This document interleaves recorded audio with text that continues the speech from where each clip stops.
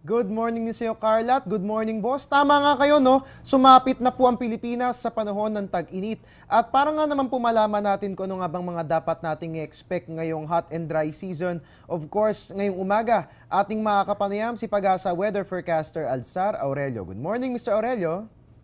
Good morning sa iyo, Harry. Ganun din po sa lahat ng ating televiewers. Alright, para po sa kapakanan ng mga kababayan nating mag-weekend getaway, ito po muna yung pag-usapan po natin. Para po sa kapakanan din ng pagiging laging handa, meron po ba tayong namamataang bagyo o low pressure area ngayon sa ating area of responsibility? Para sa araw natin ito, yung nakikita sa MTSAT mula sa JMA o Japan Meteorological Agency, itong kabuuan ng Pacific Ocean ay wala po tayo na mamonitor na low pressure area o bagyo na maaaring makapekto dito sa ating bansa. Alright, magandang balita po yan. Wala po tayong namamataang anumang low pressure area o bagyo sa loob ng ating area of responsibility. So asahan po natin na magiging maganda ang lagay ng ating weather. Alright, puntahan na po natin yung mainit na panahon na ating nararanasan. Kahapon, Mr. Aurelio, tagaktak po ang pawis ng ating mga kabayan dahil sa sobrang init ng ating panahon. Kumusta po ba yung mga naitala nating temperature kahapon? Tumaas po ba ito? At ano nga po ba yung highest temperature na ating nai-record kahapon? Tama po, nung kahapon ay nakapekto sa ating itong easterlies, ito yung nagdadala ng mainit na hangin dito sa ating bansa. At sa mga lahat ng ating monitoring station natin sa buong bansa, ito yung top 5 ng ating naitala kahapon. Ang nangunguna dito, itong isa sa Mindoro province, ito sa San Jose, ay umabot ng 35.0 degrees Celsius. Pangalawa po, itong Dagupan City sa bandang Central Luzon ay umabot ng 34.8 degrees Celsius. Pangatlo ay umabot ng 34.7 degrees Celsius sa bandang Mindanao sa Cotabato City. Pangapat, ito sa Cagayan, umabot ng 34.5 degrees Celsius na kaparehas din ito sa bandang Cabanatuan na umabot pa rin ng 34.5 degrees Celsius. Alright, Mr. Aurelio, naku-curious lang po ako kasi napag-uusapan po natin itong mainit na panahon. Last year po ba, ano po ba yung mga temperature na ating naitala? At nakikita niyo po ba yung possibility na matatapatan o mahihigitan natin this year yung mga naitala natin na highest temperature noong taong 2013? Yung last year, 2013, yung makikita ang Tuguegarao ay laging nangunguna sa bawat sa taon-taon. 38.0 degrees Celsius, ito yung pinakamataas na na-record po natin nung last year. At nakita ng Tuguegarao, 36.7 degrees Celsius. Ito yung Science Garden, ang pinakamataas na record natin last year ay umabot ng 36.5 degrees Celsius. Sa bandang Mindanao, ang pinakamataas na lugar doon ay yung sa bandang pinakamataas na maximum temperature na record dito sa bandang General Santos City, umabot ng 36.4 degrees Celsius. Inaasahan po natin para sa taong nito ay itong Tuguegarao ay parating nangunguna sa mga lahat ng monitoring station natin at inaasahan po natin na aabot itong 38 degrees Celsius. Pero dito sa Metro Manila, tulad sa Science Garden, yung nakikita 36.5 degrees Celsius, maaari po matapatan po yan ngayong taon.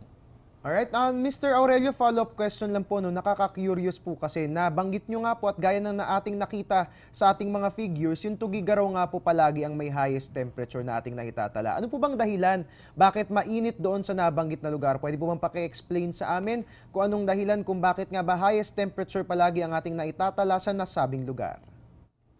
Opo, dalawang pong factor kung bakit itong palagi ang Tuguegarao nangunguna. Palaging nauna sa lahat ng monitoring station na kung saan nakaka-record ng pinakamataas na maximum temperature. Kasi ang ating monitoring station natin nasa bandang tabi ng bundok o kaya nasa valley. Kasi po doon sa bandang Cagayan may Sierra Madre. Isa sa mga dahilan kung bakit tayo nakakakuha ng mataas ang temperature. Dahil itong Sierra Madre ay nakakatulong niya para wala pong mabubuong kaulapan sa mismong area kung saan nandun ang monitoring station. So dalawang pong dahilan, yung mait na hangin galing po sa easterlies at yung mga kaulapan na hindi halos na nakakabuo doon sa monitoring station natin. Kaya po ang sikat ng araw ay diretso po sa lupa. Alright, mga kabayan, nalaman na po natin ngayon kung bakit nga ba mainit yung panahon na ating nararanasan dyan po yan sa Tuguegarao. So advice lang po para sa ating mga kabayan dyan, ngayong nalaman na natin na ganyan nga po more or less yung maaasahan nating temperature sa mga susunod na araw, lagi po tayong magbaon ng tubig kung lalabas ng bahay, nang sa gayon maiwasan po natin ang dehydration. Alright, for today, Mr. Aurelio, ano ba nga asa nating lagay ng weather sa buong bansa? Anong weather system nga ba makaka-apekto sa atin at anong idudulot nito sa lagay ng ating panahon? Opo, pa sa araw nito ay patuloy pa rin nakakaapekto dito sa ating bansa. Ayun makikita ang easterlies pa rin. Kung saan itong maliit na hangin na gagaling sa Pacific Ocean ay umaabot pa rin sa ating bansa. Kaya ang buong bansa pa rin ay patuloy tayong makakaranas ng generally fair weather kung saan patuloy tayong makakaroon ng bahagyang maulap hanggang sa maulap na kalangitan nito sa buong bansa. At inaasahan pa rin natin ang isolated na rain showers or thunderstorm. Alright, last na lamang po for this morning, Mr. Aurelio, no? Ngayong nalaman na natin yung aasahang lagay ng weather for today. Siyempre pa, dapat alam din po natin yung aasahang lagay ng panahon sa darating na weekend hanggang sa April 1, no? Bilang sasalubungin na natin muli ang isang panibagong buwan. Pwede po bang paki-explain sa amin yung weekly weather outlook na inilabas ng Pag-asa? Opo, sa nakita namin, patuloy pa rin ang easterlies ang makakaapekto dito sa ating bansa. Kaya po ay makakaranas pa rin tayo na generally good weather sa weekend at hanggang sa April 1. Yung makikita dito sa ating monitoring na magiging bahagya pa rin tayong maulap hanggang sa maulap ng kalangitan na may mga isolated na pag-ulan or thunderstorms sa buong bansa po yan. Alright, maraming salamat po Mr. Aurelio sa inyong ibinahaging kaalaman tungkol sa lagay ng ating panahon. And mga kababayan, atin nga pong natunghayan si Pag-asa Weather Forecaster Aldsar Aurelio. Magbabalik po ang ating ulat panahon makalipas ang isang paalala. Air 21 presents Le Tour de Filipinas, the only UCI-sanctioned international road race in the Philippines, running on its 5th edition. Stage 1 from Clark to Olongapo. Stage 2 from Olongapo to Cabanatuan. Stage 3 from Cabanatuan to Bayumbong. And Stage 4 from Bayumbong to Baguio City. This is Le Tour de Filipinas, gearing up April 21 to 24, 2014. At yan po muna ang latest mula rito sa Pag-asa DOST. Mga kabayan, antabayanan po susunod kong ulat mamaya po yung 8:30. Dito lamang po yan sa GMB Balita sa People's Television. But for the meantime, please follow us on Twitter and please like our Facebook page and you can also visit our website para sa mas komprehensibong ulat panahon. Hanapin lamang po yan, www.panahon.tv.